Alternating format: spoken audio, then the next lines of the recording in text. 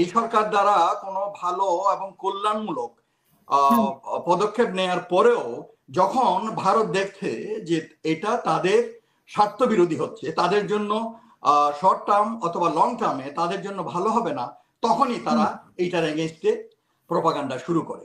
ওই ন্যারেটিভ গুলা ওরা আমাদের এখানে চালাইয়া মানুষের ভিতরে বিভ্রান্তি সৃষ্টি করতেছে এবং দেশে একটা অনিশ্চিত পরিবেশ সৃষ্টি করার চেষ্টা করতেছে। ডক্টর ইউনূসকে দেশের যে 18 কোটি জনগণ একটা ট্রাস্ট দিয়েছে, তাকে কিছু সময় দিতে হবে কাজ, তার মতো করে কাজ করার জন্য, দেশের উন্নতির জন্য। আমরা তো বিভিন্নভাবে বিভিন্ন দিকে একবারে চোখ বন্ধ করে নিমক হারামের মতো কথা বললে তো হবে না। আমরা তো দেখতে পাচ্ছি দৃশ্যমান অনেক কাজ উনি করছেন, দেশের জন্য উন্নতি হচ্ছে এবং আন্তর্জাতিকভাবে আমাদের দেশের ভাবমূর্তিকে উন্নত করতেছে। দেখেন, ডক্টর ইউনূস যখন এই বিপ্লব, জুলাই বিপ্লবের পর উনি আসলেন, ওনাকে তো আসলে বলতে গেলে ইলেকশন না হলেও জনগণের একটা ম্যান্ডেট নিয়ে আসছে, ছাত্র জনতার সকল স্তরের জনগণের একটা ম্যান্ডেট নিয়েই উনি আসছে, উনি নিজের ইচ্ছায় আসেননি। এবং যে যতই বলুক, আমি বলবো যে he doesn't have any political ambition. তো উনি আসার পর অ্যাজ পার হিজ এজেন্ডা, উনি যেমন প্রথমেই বলছিলেন যে আমাকে আমার মতো করে কাজ করতে দিতে হবে, এবং সেটা সবারই, আমাদের এভরি ইন্ডিভিজুয়াল তাদের নিজের স্টাইলে কাজ করার একটা, যে কোনো কাজ করার জন্য তার একটা নিজের স্টাইল থাকে।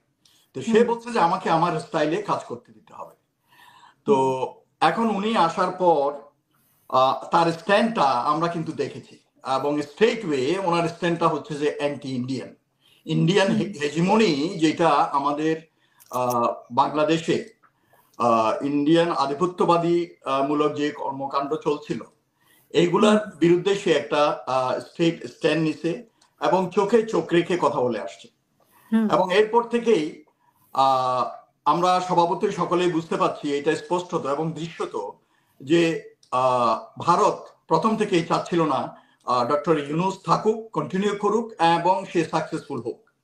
এবং এইটাকে ঘটানোর জন্য প্রথম থেকেই তারা এখানে তাদের যেসব টুলস আছে, মনে করেন স্বৈরাচারের দোসর, আওয়ামী লীগের লোকজন, তারপরে এই যে ছাগলের 3 নম্বর বাচ্চা কমিউনিস্ট পার্টির লোকজন, বাম রাজনীতির লোকজন, তারপরে মনে করেন এই রর যে অপারেটিভসরা আছে, এদের মাধ্যমে তাদের তো টাকা পয়সার কম নাই, আওয়ামী লীগের বলেন আর ভারতের বলেন, এই টাকা ছিটায়ে তারা এখানে একটার পর একটা ইভেন্ট করিয়ে আসছে প্রথম থেকে। আমরা সবকিছু দেখছি, আমি ওগুলো বলতে চাই না।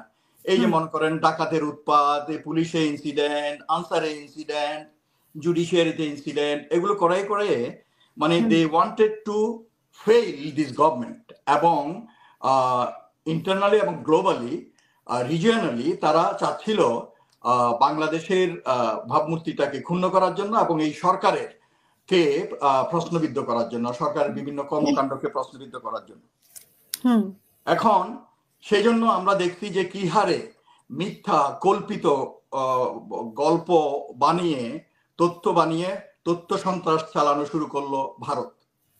এবং এটা করার পরও ইভেন কি কোনো step taken by this government, এই সরকার দ্বারা কোনো ভালো এবং কল্যাণমূলক পদক্ষেপ নেয়ার পরেও যখন ভারত দেখছে যে এটা তাদের স্বার্থ বিরোধী হচ্ছে, তাদের জন্য শর্ট টার্ম অথবা লং টার্মে তাদের জন্য ভালো হবে না, তখনই তারা এইটার এগেইনস্টে প্রপাগান্ডা শুরু করে বিভিন্ন নামে। ওই আপনি চন্দন নন্দী বলেন, ও তো রর অপারেটিভের ছেলে, সে চন্দন নন্দী বলেন, আপনার ফেভারিট, আপনার শোতে আসে দেখি না, এখন আর আসে না, লাস্টে বসতেন উনি।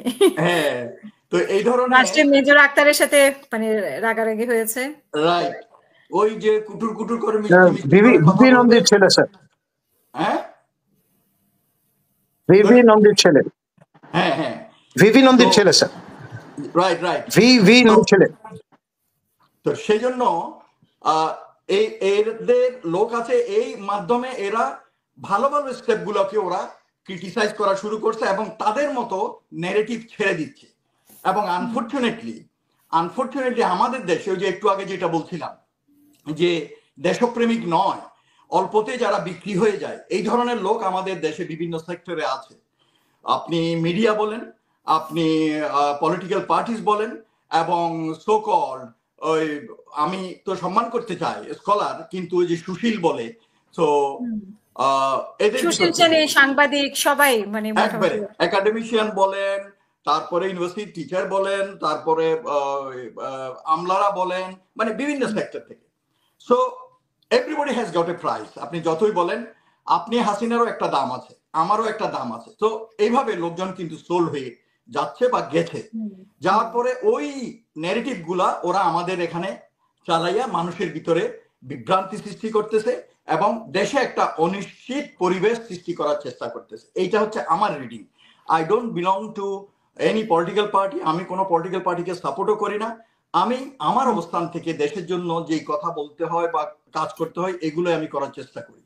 তো I served more than 30 years in patriotic Bangladesh Army. Kazi, you understand the level and degree of patriotism I have for my country. তো সেই জন্য এইটা করাতে আসলে আমাদের জনগণ বিভ্রান্ত হয়ে গেছে। এখন সমালোচনার জন্য সমালোচনা করে তো লাভ নেই, ইউজলেস বা বেসলেস সমালোচনা করতে লাভ নেই। এখন ডক্টর ইউনূসকে আপনারা দায়িত্ব দিচ্ছেন, আমাকে আবার হয়তো দেখবেন যে কমেন্টে যে পছন্দ করে না সে লিখে দিচ্ছে দালাল। I don't care. আমাদের প্যানেল থেকে হয়তো অনেকে পছন্দ করবে না, বাট আই ডোন্ট কেয়ার। আমি আমার মতটা দিচ্ছি। তো কাজেই if you like it, go along or just get away.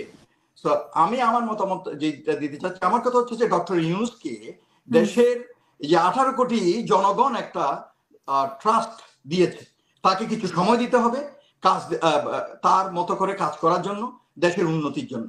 আমরা তো বিভিন্নভাবে বিভিন্ন দিকে একবারে চোখ বন্ধ করে নিমক হারামের মতো কথা বললে তো হবে না। আমরা তো দেখতে পাচ্ছি দৃশ্যমান অনেক কাজ উনি করছেন, দেশের জন্য উন্নতি হচ্ছে এবং আন্তর্জাতিকভাবে আমাদের দেশের ভাবমূর্তিকে উন্নত করতেছে।